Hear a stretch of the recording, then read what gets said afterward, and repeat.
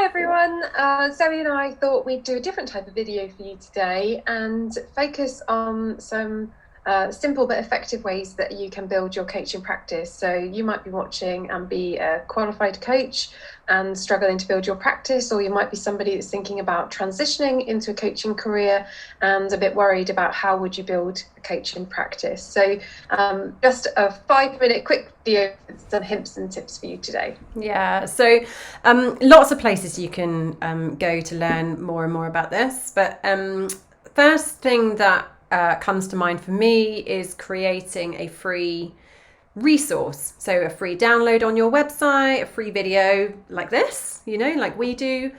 Just a way to invite your clients to you, firstly, without having to exchange any money, but where they can get to know you, get to like you, get to trust you, and also to see what value you'd be able to offer them. So yeah, free resources would be probably one of my top tips actually for filling your practice. Yeah, and then testimonials or referrals. So when you're doing your coaching training, make sure that part of the contracting is that if you're not charging, actually the exchange is a recommendation or a testimonial, so that then gets shared in their network and you can use it in your own materials. It's good to boost your morale as well and your confidence as a coach, and then that gets you into the habit of asking for that with future clients too. Yeah, and And actually, on getting testimonials and references, also to share those. So look, don't just put them on your website and leave them there. Like, actually be visible with the results that you get with your clients, because ultimately clients buy results, they don't buy coaching. So if you can show people the results that you get, that's going to help them to know how you can be of And value people to tend them. to believe testimonials from other people more than they will believe it from you. You can say what you can do and will do, but actually they want to hear from people that have experienced it and got that benefit. So Yeah. it's much more valuable. So also join groups that where you'll find your ideal clients. So if you're somebody that wants to work with people going through a career transition, think about where would those clients hang out? What sort of demographic profile does your ideal client have? Are you Mm. going to find them on LinkedIn, in Facebook groups? Are you going to find them on Instagram? Like which social media platform and what kind of groups? So that you can start to engage with them on a human to human level, and it will help them to come to you because they'll identify you as somebody that's an expert Yeah, and in. it sounds obvious when you talk about ideal client, but for those complete beginners who haven't kind of come across this before, it really helps when you're, trying to build a practice that you have an ideal client. So you have somebody in mind who has a personality, who has a job, who has a specific problem, and you actually aim to appeal to that specific problem. So you want to get to know your client like you would a close friend, right? So you know the thoughts that they have and the problems that they relate to, and also the solutions that they're looking for. So you can talk in their language and appeal to their specific wants and desires. So do that work. And I would also encourage you to experiment with different packages. Coaching isn't necessarily just about one-to-one and putting that up. You could have like a 30-day package, a 90-day package. You could have a workshop, and actually put offers out, and don't worry if people don't buy them. They don't buy them because maybe they haven't seen them, or they don't buy them because it doesn't appeal to them. So don't worry if people don't buy. Just try something new and keep testing out your market until you find something your clients love. Yeah, and you need to establish yourself, or it can be helpful to establish yourself as an expert. So, Mm-hmm. how can you do that? Well, one way you can do that is to write a book, and a book doesn't need to be, a 500-page researched within an inch of its life, published by the greatest publishing house ever. You can self-publish now.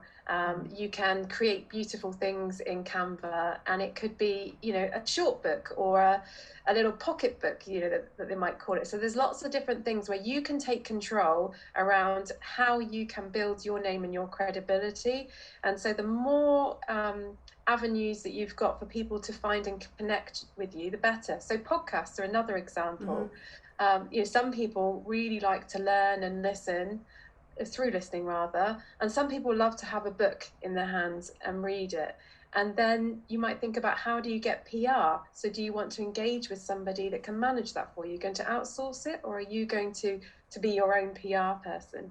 And of course, if a book is too much for you to write, you can write articles on LinkedIn, you can have a blog. Lots of ways where people really can just come into contact with how you think and how you serve. And I think a really obvious one, which you haven't mentioned, is sell. Like, you've got to sell your services. Otherwise, people aren't going to know how to find you, where to find you, what they can work with you, what problems you solve, what value you add. So,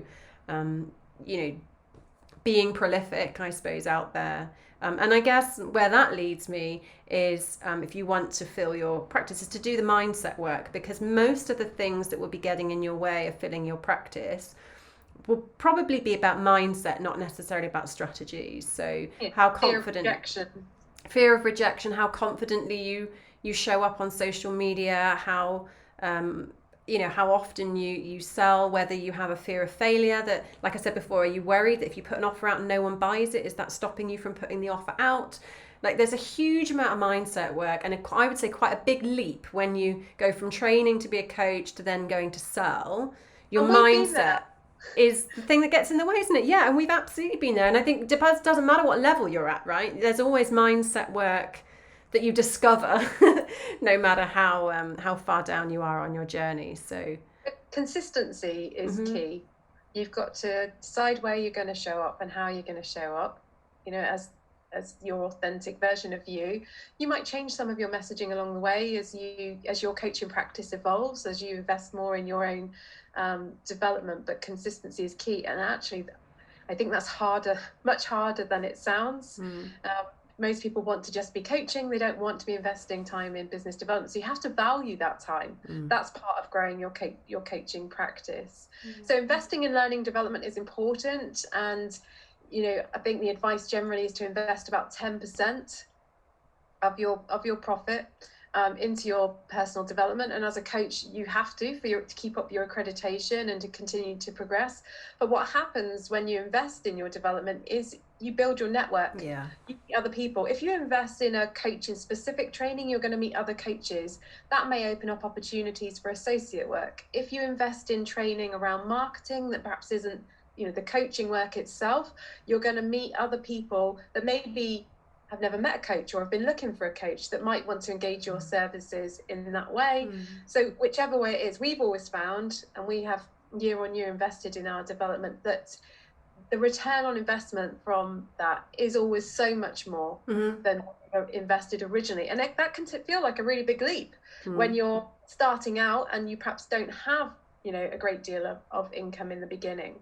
So also think about how coaching complements your previous area of expertise, because most people come into coaching from an alternative profession.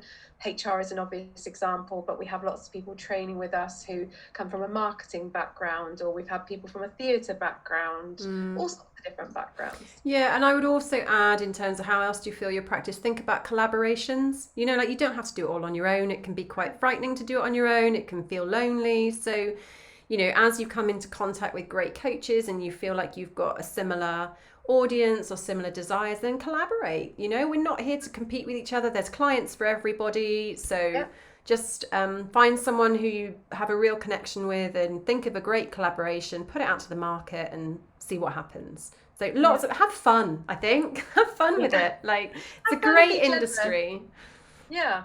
So, they're just a few ideas just to prompt some thoughts for you as you might be starting out or thinking about transitioning to a career as a coach. We're living proof that you can make a successful career out of coaching, something that you really love. And we're here to support other people to be able to do that too. Yeah. Great. And if you are thinking of training to be a coach, then hop along and visit our website, which is www.igcompany.co.uk. and you'll find details of our programs there. Yeah.